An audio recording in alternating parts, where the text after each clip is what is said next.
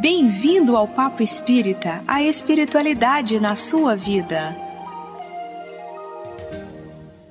Olá, queridos ouvintes, bem-vindos a mais um programa Papo Espírita. Nós estamos no estúdio da Comunhão Espírita de Brasília. Eu sou a Ana Cristina Sampaio e comigo está a Miriam dos Anjos. Tudo bom, Miriam? Tudo bem, Ana. Hoje nós vamos conversar sobre como funciona a justiça de Deus nas aflições, que é tema do capítulo 5 do Evangelho segundo o Espiritismo. Vamos tentar responder a uma pergunta que sempre nos fazemos diante do sofrimento. Por que uns sofrem mais do que os outros? Por que uns nascem na miséria e outros na riqueza?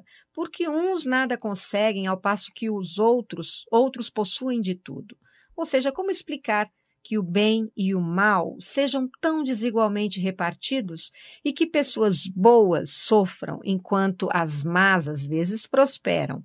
Então, a fé no futuro pode consolar e nos dar paciência, mas ela não explica essas discrepâncias que parecem desmentir a justiça de Deus.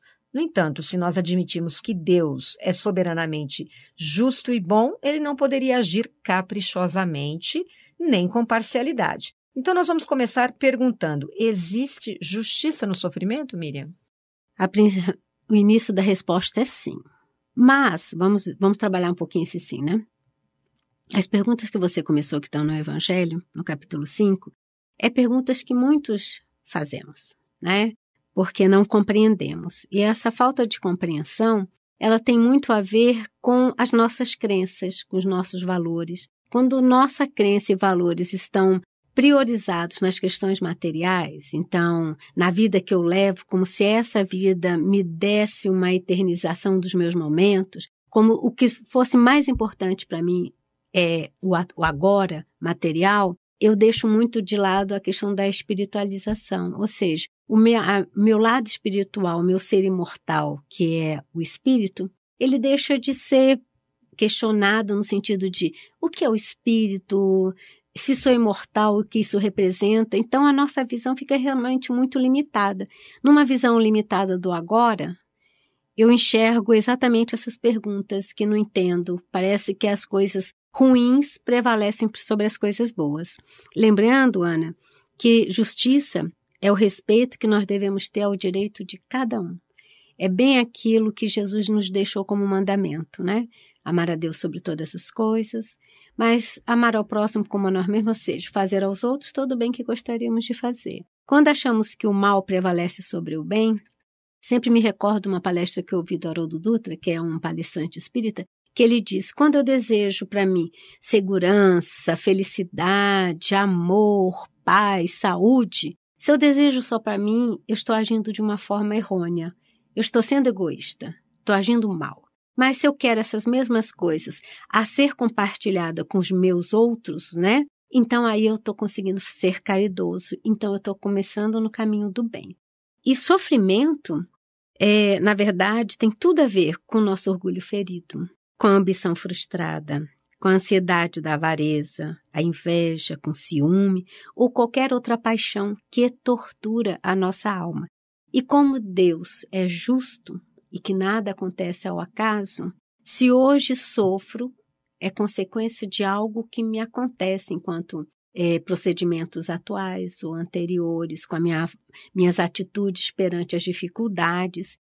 Por isso a resposta foi sim, existe justiça no sofrimento, mas nós, ao longo do papo, nós vamos desenvolver isso, né? Vamos explicar melhor, porque essa questão ela é muito presente, até mesmo no mundo espírita. Todos nós olhamos, às vezes, pessoas que fazem coisas muito ruins e estão, às vezes, materialmente, né, Miriam? Porque as pessoas não podem entrar na alma dos demais e saber o que está se passando ali dentro. Aparentemente, parece que a pessoa vai muito bem. Ou crianças, por exemplo, muita gente vê uma criança sofrendo, né? Uma criança que desencarna cedo. Poxa, mas por que Deus leva esta criança que não fez nada de ruim? Então, aparentemente, com essa visão mais materialista e, como você disse, do presente apenas, só do que a gente consegue enxergar, parece que Deus é injusto mesmo. E muita gente acaba brigando com Deus, né? E dizendo que cadê sua justiça, né? E se desliga desse mundo espiritual. Então, a ideia desse programa é que a gente possa explicar para o ouvinte onde está essa justiça divina, que ela é perfeita. E nós queríamos que, além de convidar as pessoas a lerem o capítulo 5 do Evangelho, segundo o Espiritismo, para compreender bem, porque está muito bem explicado, vamos bater um papinho mais sobre isso, né? Então, a doutrina espírita, ela explica que existem as causas atuais, né, das aflições, que é nesta vida, e as causas anteriores, que seriam nas encarnações passadas. Então, Miriam, você acha que nós criamos sofrimento para nós mesmos? Na medida em que eu ainda faço muita confusão entre o que é o bem e o que é o mal, na medida em que eu não compreendo bem o que a gente fala, que Jesus nos disse o que era o amor, então eu ainda tenho muita dificuldade de lidar com o egoísmo, com o meu orgulho, com o meu apego às coisas, às pessoas. É muito, às vezes, difícil compreender que eu possa trazer para mim sofrimento, quando, na verdade, de rompante, quando você pergunta, nós trazemos sofrimento para a gente, Deus me livre! Deus me livre se eu vou buscar sofrimento para mim, eu só quero coisas boas para mim. É a primeira reação. Mas se nós temos um olhar mais longínquo de que tudo, da lei de causa e efeito, que nós já conversamos Já fizemos um programa sobre isso. Isso. Então, que tudo que eu faço retorna para mim, não é? E que isso não fique, nada que eu faça fique esquecido, e que eu sou responsável. Eu acho que a grande causa do entendimento é entendermos que há uma responsabilização em tudo que eu faço, em tudo que eu falo, em tudo que eu penso. Então, quando há uma responsabilização, eu estou mais atento.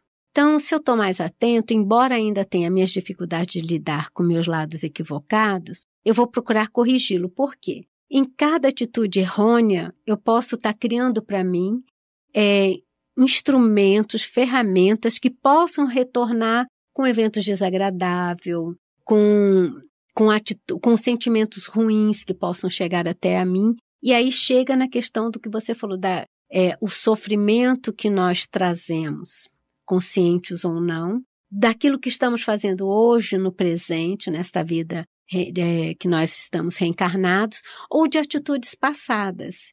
Então, eu vejo com muita clareza que se a gente se olha conforme as nossas atitudes, nós vamos perceber que a gente ainda é muito chão, né? Muito terra a terra, e a nossa espiritualização está no processo embrionário de crescer. Então, é um esforço muito grande e, infelizmente, nós somos os artífices dos nossos sofrimentos. Exato. E também esse aspecto pode parecer meio contraditório, né? Como você disse. Poxa, mas eu mesmo me coloco algum sofrimento na minha vida. Porém, a gente tem que pensar, como a espiritualidade diz, somos crianças, né? E pensa num bebezinho que não sabe o que está fazendo. Ele só quer se divertir, né? Ele só quer coisas boas. Ele não tem consciência do que ele está fazendo. Mas se ele puser um dedo na tomada, ele vai levar um choque. Se ele comer alguma coisa que faz mal, ele vai ter alguma doença, alguma coisa. Então, nós também estamos nessa inconsciência, né? E muitas vezes não temos noção das emoções que a gente carrega e de por que agimos como agimos. O que está por trás, né? E não conseguimos modificar, né, um padrão de comportamento e vamos mantendo algumas crenças que vão nos trazendo sofrimento e atitudes, né, sem sabermos os motivos. Quer dizer, aquilo que a espiritualidade nos diz do conhece-te a ti mesmo é aquilo que vai nos permitir sair desse círculo, né, vicioso de nós mesmos causarmos as nossas próprias dores. É assim que você pensa? Como é que a gente pode mostrar para o ouvinte que esse processo do autoconhecimento pode auxiliá-lo nas aflições? Enquanto você está falando, estava me lembrando de uma parábola, que é a parábola da casa construída sobre a rocha.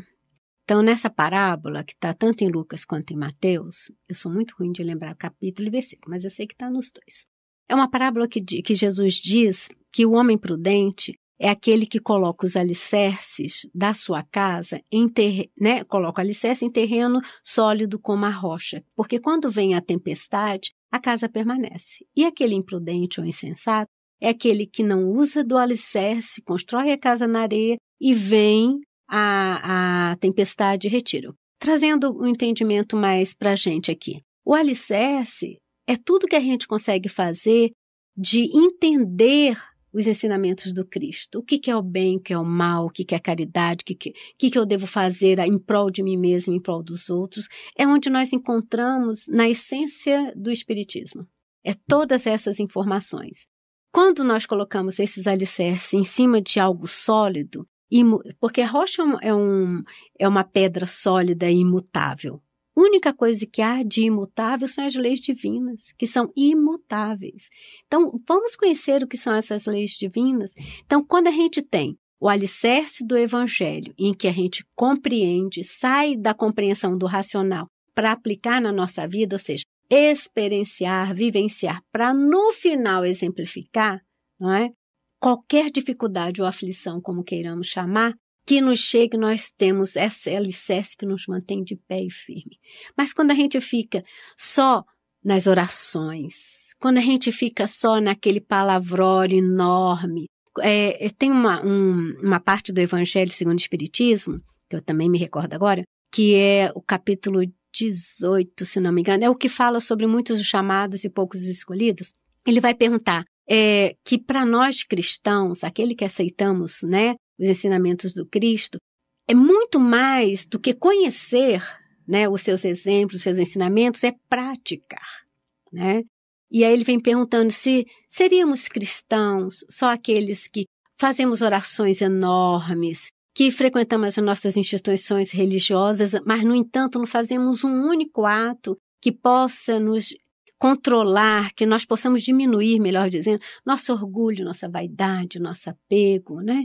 E aí é muito interessante, porque é uma maneira que a gente acha que está fazendo as coisas, mas é tudo exterior, aparência. Então, quando a gente fala de um alicerce, daí, né, poder enfrentar as tempestades, estejamos elas construindo hoje ou tínhamos construído no passado, se nós não temos essa compreensão, é difícil. Então, não adianta eu ficar lendo N livros, não adianta eu vir nas palestras, fazer tratamentos espirituais, se não entra em mim os ensinamentos, se não entra nem na medida em que eu possa vivenciar.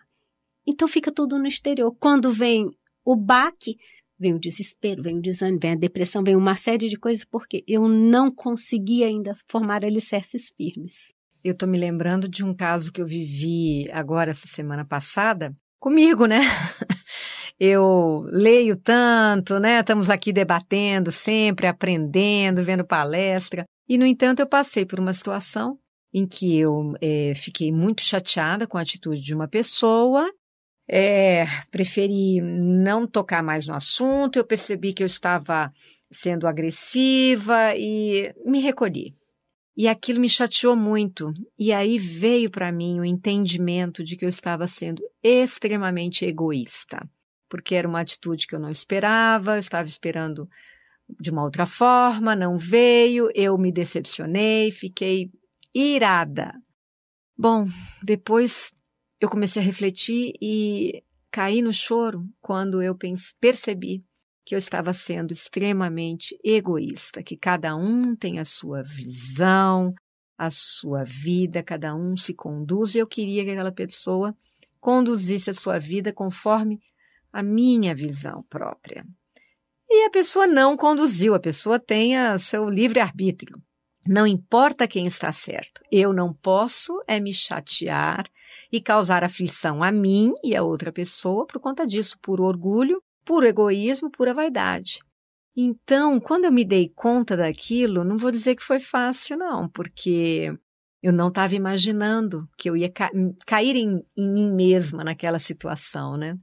E aí, dei o acolhimento para mim mesma, que a gente aprendeu aqui muito já com as entrevistas com a Daniela, e tento dar a volta por cima, né? No sentido de pedir desculpas, dizer para a pessoa, já disse, olha, isso aqui eu me senti um pouco desvalorizada dessa forma, mas trazendo para mim, não para a pessoa, né? E assim a vida segue. E peço nas minhas orações ajuda para que eu perceba, continue percebendo. Eu creio que a espiritualidade, ela nos ajuda nessa hora em que a gente cai em si. Mas exige muita coragem, porque não é fácil a gente ver as profundezas dos nossos erros, né, Miriam? Por isso, os ensinamentos do Evangelho não são fáceis de ser aplicados, porque se fossem fáceis, se nós estivéssemos dispostos a vivenciar, já não estávamos mais nesse planeta. Não precisava mais de ilusões, de decepções, de prova de expiação, né? De muita coisa, de sofrimento, como nós estamos falando. Então, nós temos muita resistência da mudança. Quem não tem? Acho que todos, posso incluir, né? A grande maioria da humanidade tem muita dificuldade de mudança. Porque o mundo seria ótimo conforme a minha visão de mundo, minha visão de vida, meus valores. E é muito difícil aceitar, às vezes, que o outro tem um valor, uma crença, uma postura diferente e que a verdade não está comigo nem com ele, porque cada um está falando da sua vivência, né? Da sua verdade. E o ceder no sentido de compreender que o outro também tem o mesmo livre-arbítrio, é muito difícil, porque eu quero sempre ter muita razão. Eu quero que a coisa aconteça da minha forma. Claro. Isso é a certeza do sofrimento, né? Claro, eu quero controlar Exato. tudo. Então, quando a gente acha que pode controlar tudo, a gente está se colocando acima de Deus. Como se nós fôssemos, assim, uma força na qual a gente não sabe nem o que vai acontecer daqui a 1 minuto conosco.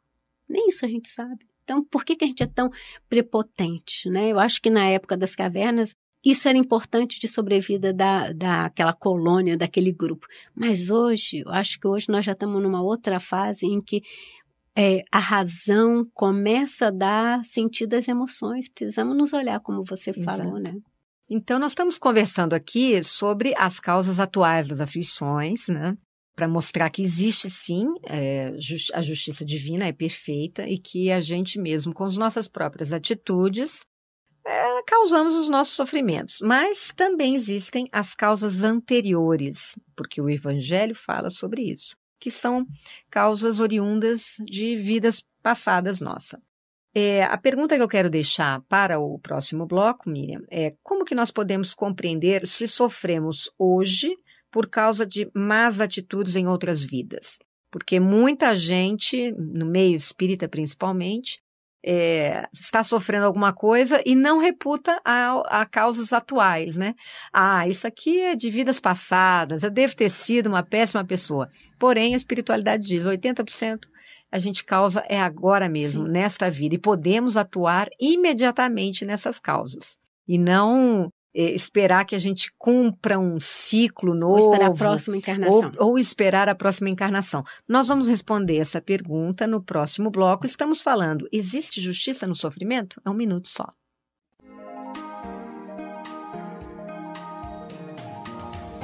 Nós estamos nas redes sociais. No Facebook você pode acessar facebook.com/Comunhão Espírita. No Twitter, twitter.com/Comunhão Oficial.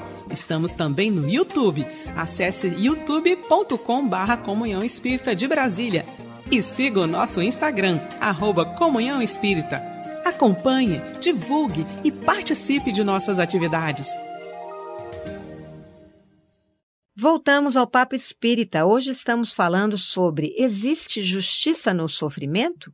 No bloco anterior, nós compreendemos que a justiça de Deus obedece à lei de causa e efeito, inclusive já fizemos um programa com esse tema, e que existem sofrimentos que provocamos nesta existência, e outros que são provenientes de atitudes de ignorância de outras vidas, que precisamos resgatar ou aprender as lições do amor através desses acontecimentos. Esses ensinamentos estão contidos no capítulo 5 do Evangelho segundo o Espiritismo. Miriam, você quer comentar uma passagem do Evangelho que fala sobre isso, né? Eu quero, porque no bloco, nós finalizamos o bloco 1 com uma pergunta que você... Às vezes até nós espíritas temos muita dificuldade, né? Então, atribuímos, eu fui assim, devo ter sido assado, então por isso as coisas estão me acontecendo, eu tenho que pagar por isso.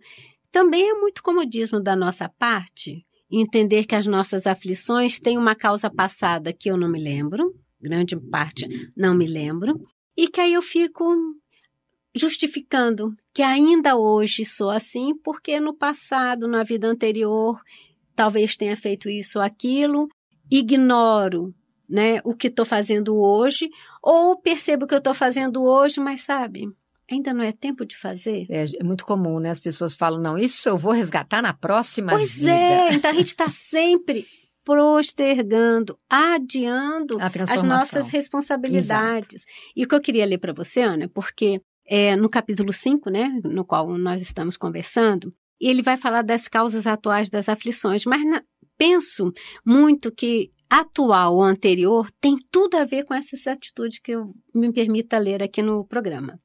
Quantos homens tombam por suas próprias faltas? Quantos são vítimas de sua imprevidência, de seu orgulho e de sua ambição? Quantas pessoas arruinadas por falta de ordem, de perseverança, por má conduta e por não terem limitado seus desejos? Quantas uniões infelizes, porque são de interesse calculado ou de vaidade, com as quais o coração nada tem? Quantas disenções e querelas funestas se teria podido evitar com mais moderação e menos suscetibilidade? Quantos males e enfermidades são a consequência da intemperança e dos excessos de todos os gêneros? Quantos pais são infelizes com seus filhos porque não combateram suas más tendências no princípio? Por fraqueza ou indiferença, deixaram-se desenvolver neles os germes do orgulho, do egoísmo e da tola vaidade que secam o coração. Depois, mais tarde, recolhendo o que semearam, se espantam e se afligem pela sua falta de respeito e ingratidão. Que todos aqueles que são atingidos no coração pelas vicissitudes e decepções da vida interroguem friamente sua consciência, que remontem progressivamente à fonte dos males que os afligem, e verão se o mais frequentemente não podem dizer: se eu tivesse ou não tivesse feito tal coisa, eu não estaria em tal situação. Totalmente atual, né? Uma coisa que foi escrita no século XIX. Não é verdade? Porque a gente tem essa dificuldade enorme de mudar. Nós temos as nossas justificativas claramente para nós verdadeiras. Então, vou deixar para a próxima encarnação. Né? Eu fiz mesmo no passado, mas agora eu estou tentando mudar, mas no fundo não muda. E quantas vezes a gente tem um ensinamento na ponta da língua, mas a nossa vivência ainda é tão fraca e tão frágil, não é? Uhum. E nesse capítulo, no capítulo 5, os Espíritos nos ensinam sobre o bem e o mal sofrer, que também já falamos num programa passado. Ou seja, caso o sofrimento nos visite, como lidamos com ele?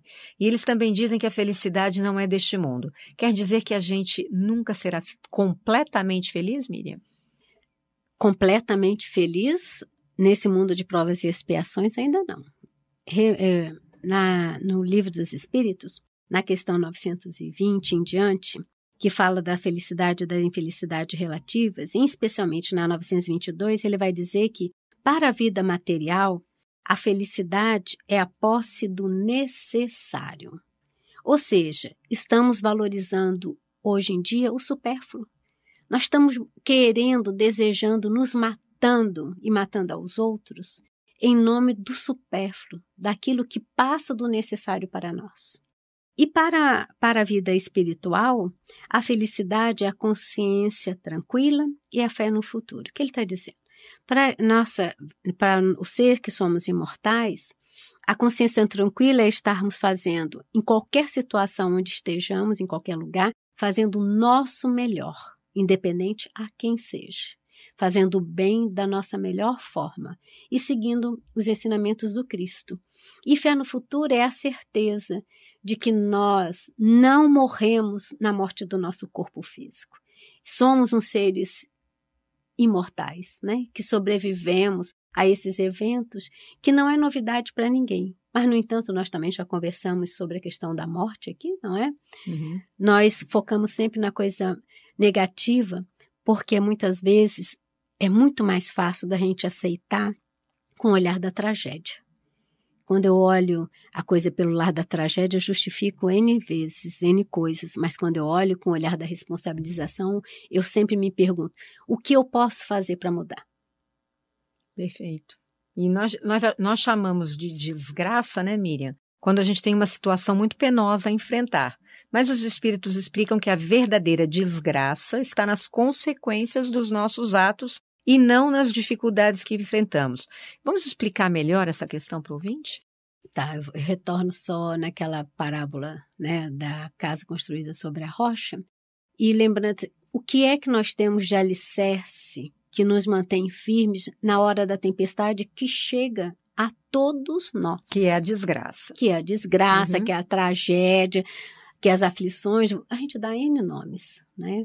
Nisso a língua portuguesa é riquíssima. Eu falo nomes diferentes para uma mesma essência, né? E a infelicidade é infringir a lei de Deus. É ignorar que nós somos artífices de nossa felicidade. É priorizar a vida material mais do que a vida espiritual. Então, quando eu faço todo o movimento desse jeito, eu estou contrariando a minha necessidade de progresso, de evoluir enquanto ser imortal. Então, eu continuo ainda só na superfície, só nas questões materiais, não é? E aí a gente entra no que você está falando, né? A questão da nossa conduta. Dificuldade chega para todos nós, Ana. Não há aquele que não tenha.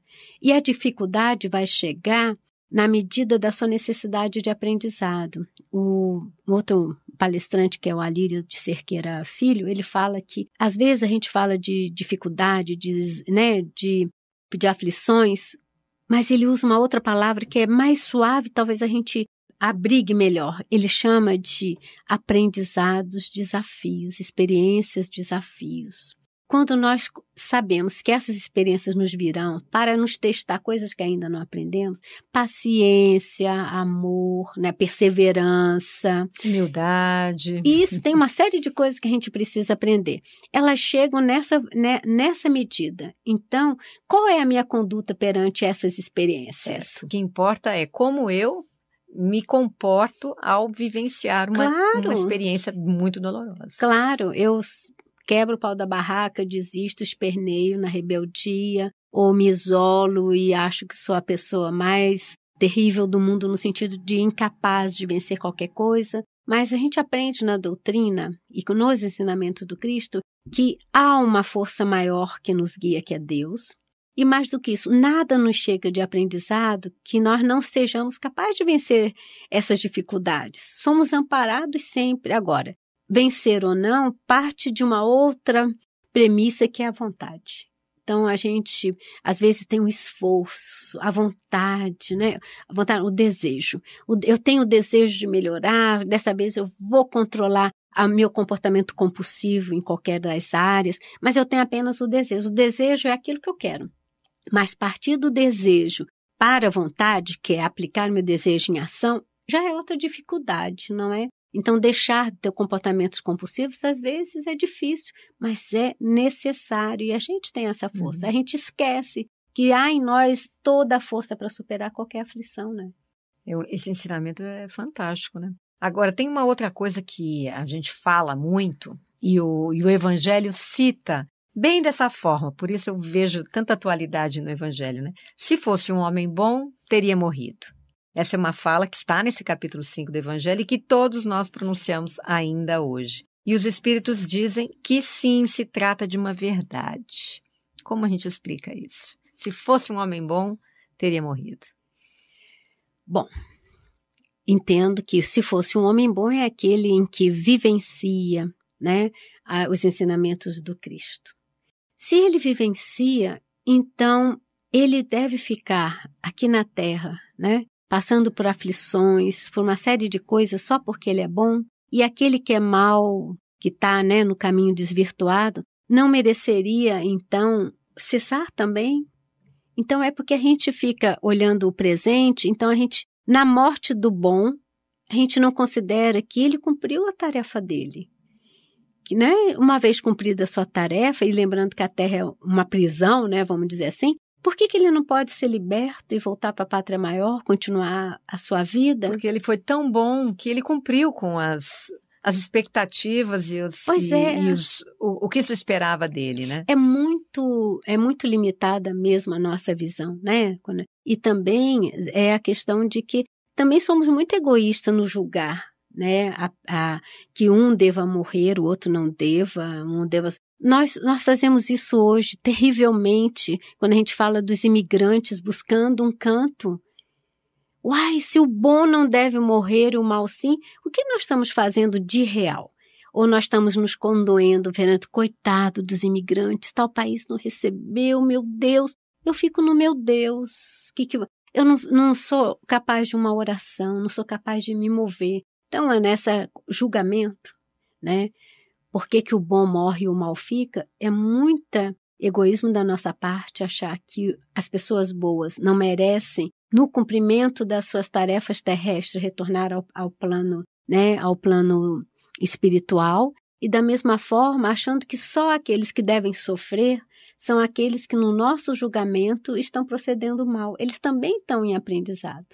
E o Evangelho, ele explica que muitas vezes a pessoa que está se comportando mal, está se conduzindo de uma forma ruim, maléfica para ela e com os outros, ela precisa ainda de mais experiência, mais tempo aqui na Terra para ela tentar resgatar isso, né? E com certeza ela está em grande sofrimento. Sim. Com ela mesma, né?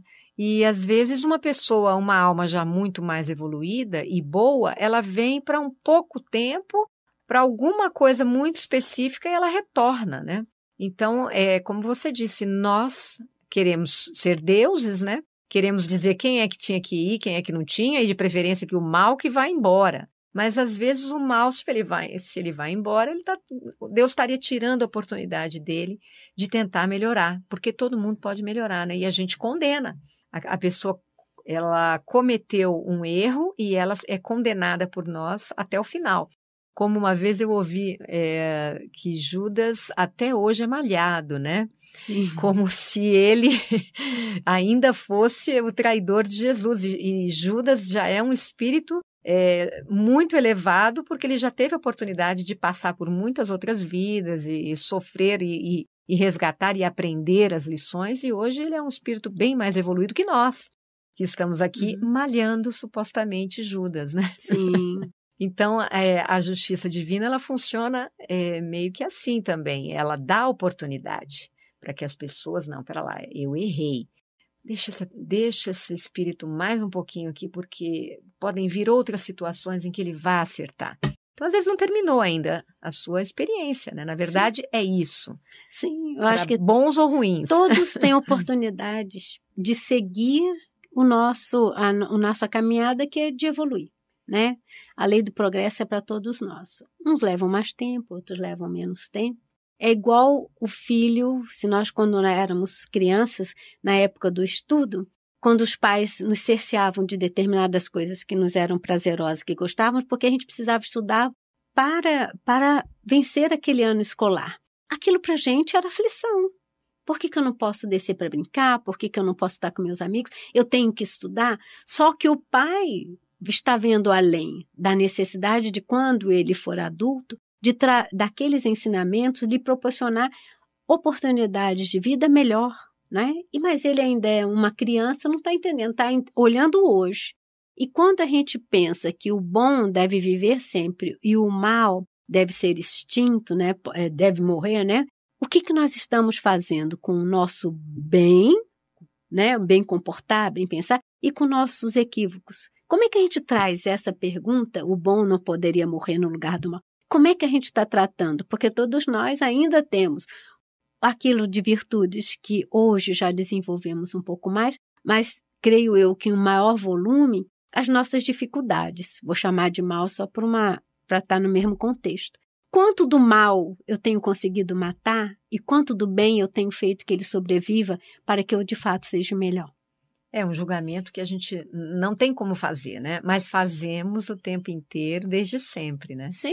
E eu achei interessante essa pergunta porque ela está exatamente assim no Evangelho e, quer dizer, nós não mudamos nada, né? Na forma de pensar. Desde que esse Evangelho foi escrito, ainda estamos julgando as pessoas e entendendo que a maldade ela tem que ser extinta. Só que a maldade... Dos outros. A dos outros. Exato. Estamos sempre olhando para fora de nós, né? E não olhamos para a maldade que porque a bondade só existe em nós.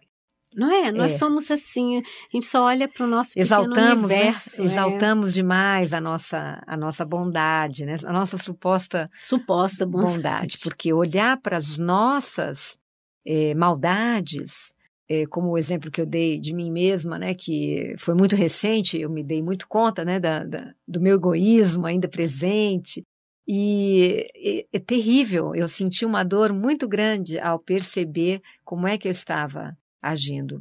Então, você fazer esse mergulho no seu espírito mesmo, né, em como você se comporta e observar isso, é doloroso, porém é libertador, porque aí, a partir desse entendimento, você pode modificar um pouco as suas atitudes. Não quer dizer que você vai deixar de ser egoísta. Não, quando chegar um evento que teste novamente o seu egoísmo, você já responde de outra forma. Em alguma situação, porque eu acho que o egoísmo, ele ainda existe como um todo na gente, como uma forma ainda, né, instintiva, sim, de preservação, né? E eu gosto da definição de egoísmo do Haroldo Dutra, que ele fala que é tudo que seja o interesse pessoal.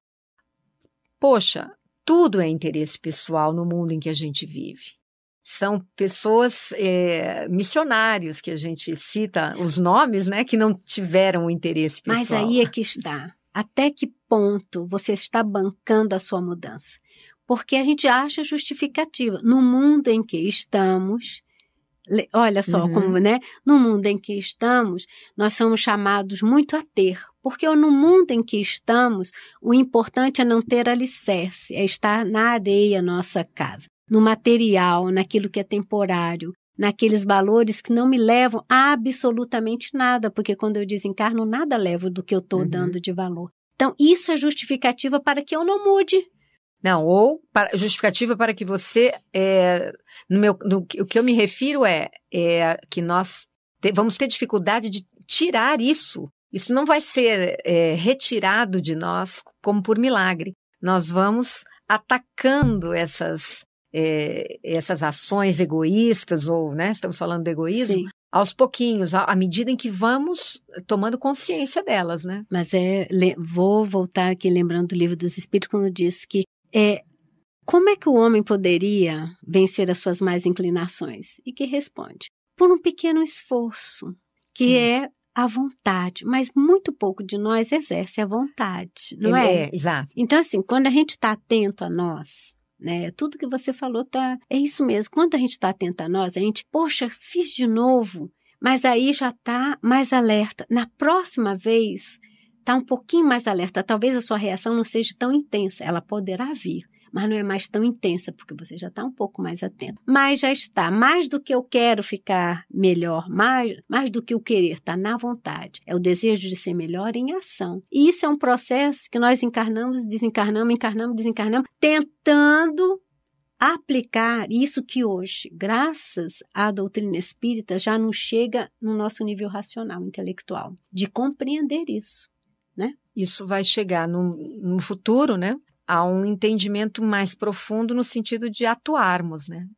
De forma diferente. Por enquanto estamos entendendo, tateando, aprendendo com as situações de sofrimento, sim, que nos chegam, e que nos chegam porque é a justiça divina em ação, é a forma que Deus tem de nos mostrar aqui, você está errando, né? Mas por que a aflição? Porque quando a gente tudo está redondo na nossa vida, a gente não se preocupa com nada. A gente não quer fazer nada diferente porque está uma coisa fácil.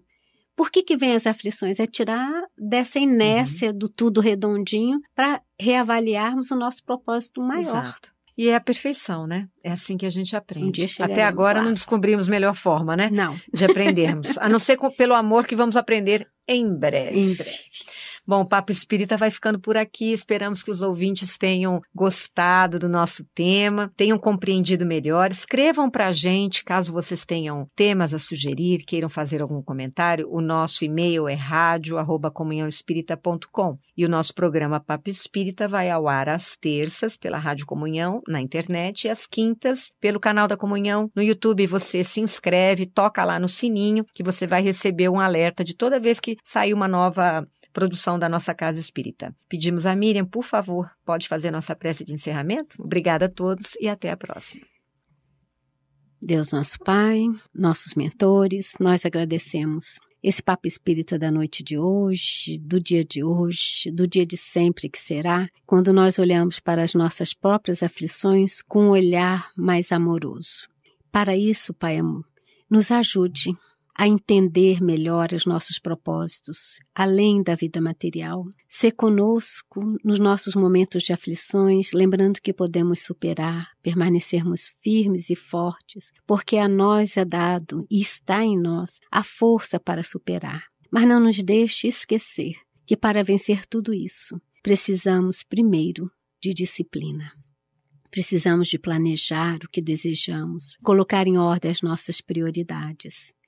Depois disso, precisamos de trabalho, porque nada nos acontece sem as oportunidades do trabalho. Precisamos trabalhar para alcançar esse nosso objetivo. E, por fim, não perseverar, em especial, quando a mudança nos torna tão longe e que o desânimo pode nos chegar. Permaneça, Senhor, conosco, a fim de que possamos sermos disciplinados, sermos trabalhadores dos teus ensinamentos, sermos perseverantes e, acima de tudo, possamos nos olhar como seres imortais que somos, caminhando para um mundo melhor, caminhando para o nosso próprio progresso. E assim, Pai amoroso, se conosco hoje e sempre, graças a Deus. Você ouviu o programa Papo Espírita, a espiritualidade na sua vida.